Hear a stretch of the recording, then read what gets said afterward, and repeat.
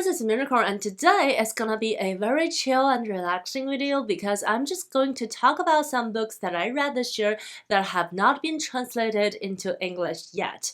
However, I think one of them actually has a weird Kindle edition, but I don't think a lot of people have read it, so I'll still talk about it. And also, to compensate the situation, I'm also going to talk about a book that I read last year, but I haven't got the chance to talk about it yet on my channel because I wasn't really active on that time.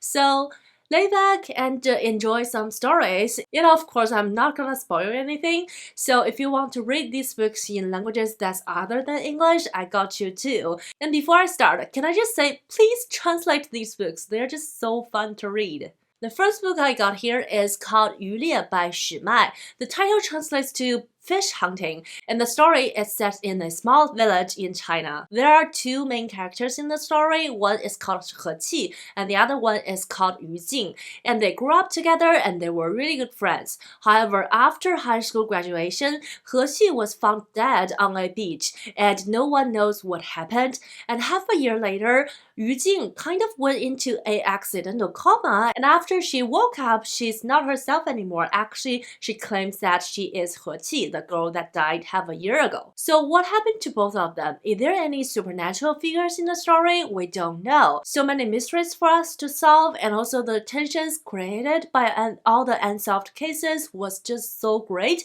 and make this story very atmospheric. So obviously, I like the mystery of the story, and there are just layers upon layers of them. But besides the mystery, I feel like the story also can be read as a book about societal issues. See, because we can learn so many about the towns that they grow up, the power dynamic between characters, between different departments in the town, the local business and the schools, the generation trauma, the confusion about purity and growing up. The power plays between different people in this book are very captivating, and they revealed some darkness in human nature. More importantly, I cherished the friendship between the two girls, the portraying of their deeply understanding and unwavering support for each other is profoundly touching. I think this book beautifully captured how girls supporting each other, the tenacity, the loyalty, the camaraderie in the relationship is just perfect. I feel like this friendship is one of the best friendships that I read in this book. I don't think this book has been translated into other languages, but I'm looking forward to if that happens. The next book is 潮汐图 by Lin Zhao. The title translates to Tidal charts. This is a historical fiction told from the perspective of a giant frog. So I think it also counts as a historical fantasy, but besides the giant frog, there's no other speculative elements in the book. It's more like the frog is telling about the stories about human activities. Two things make this book very special. The first one is the language. So the giant frog was firstly adopted into a Cantonese-speaking family, and with the story going on, they learned how to speak Mandarin. So because of the book is essentially an oral story from the frog, so naturally, the language evolves when the frog learned new abilities and went through changes in their life. So in the first part of the book, when the frog only speaks Cantonese, the book was written with Cantonese special patterns, grammar, and characters. Now, Cantonese is primarily a spoken language, so it doesn't have a complete writing system. So in general, you don't see books written in Cantonese. However, it does have special words and characters that only Cantonese has and Mandarin doesn't have. So it was those special grammar patterns and also words that was used in the first half of this book that make this book very unique. And for Mandarin speakers like me, we can still read it and understand it.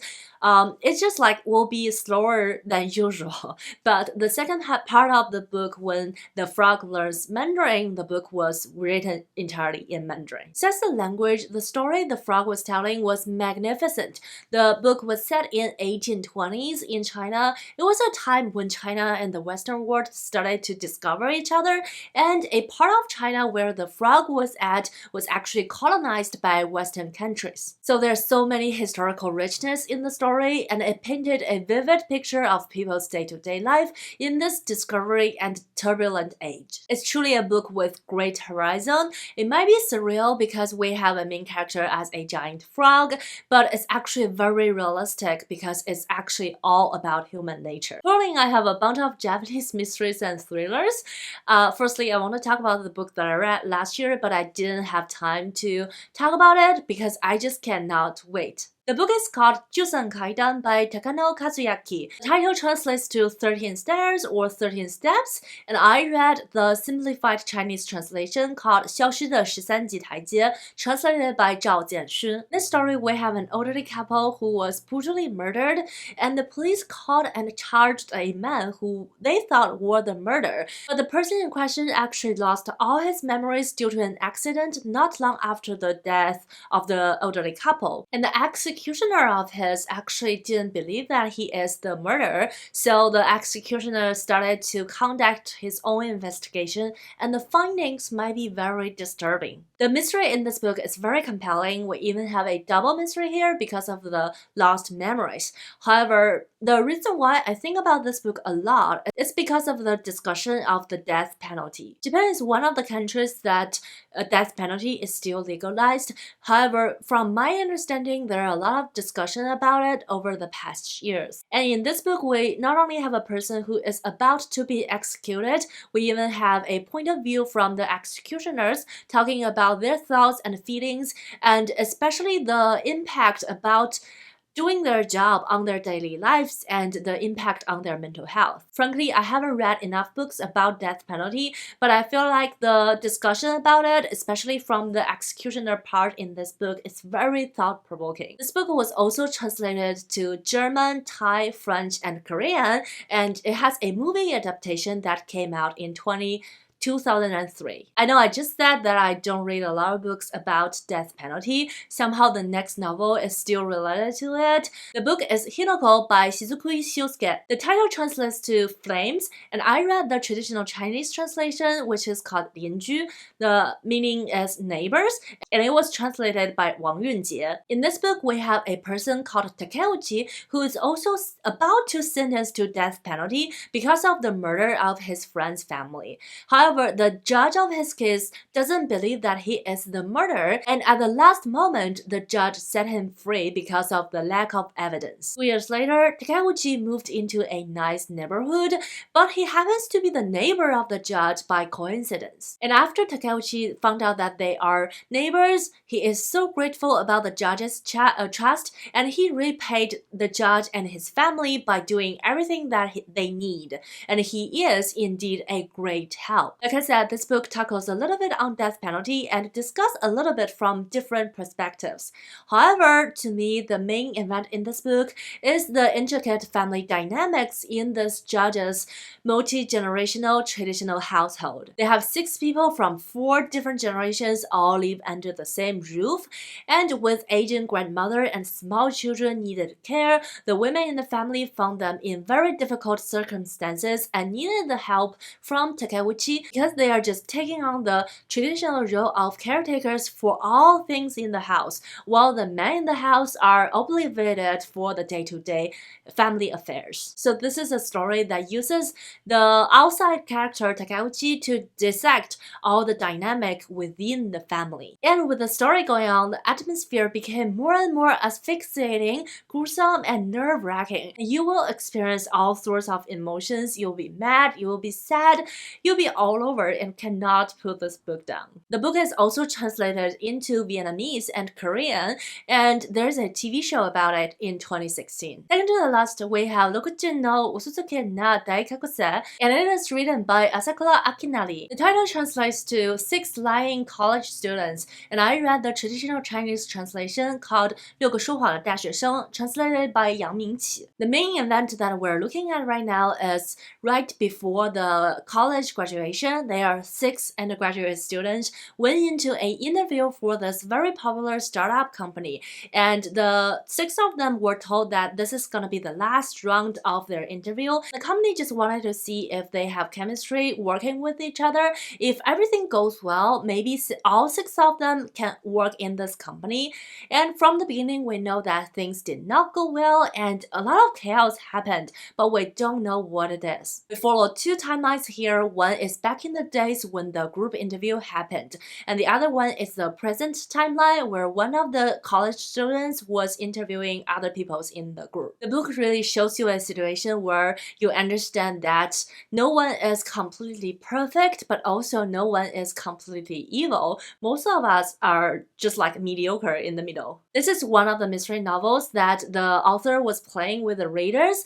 From the title, we know that the college students were lying, but we don't know what they lied about and why. So it is really fun to put together everything while reading this book, and it's also very fun when we find out twists and turns when we're least expected. I read the e-version of this book, however, I heard in the physical book, you actually got the resumes for the 6 students, and in the resumes, you can find hints and clues about the things they do, what kind of person they are. It's like a DIY mystery solving kit. This book is also translated into Korean so far, and it will be adapted into a movie next year in 2024. Lastly on this list, we have 屍人荘の殺人, and it is written by Imamura Masahiro. This is a book where I said there's a weird Kindle edition online, and the name of it is Death Among Undead, and I read the traditional Chinese translation, which is called 尸人庄杀人事件, and it's translated by Zhan Muru. This story happened where a lot of the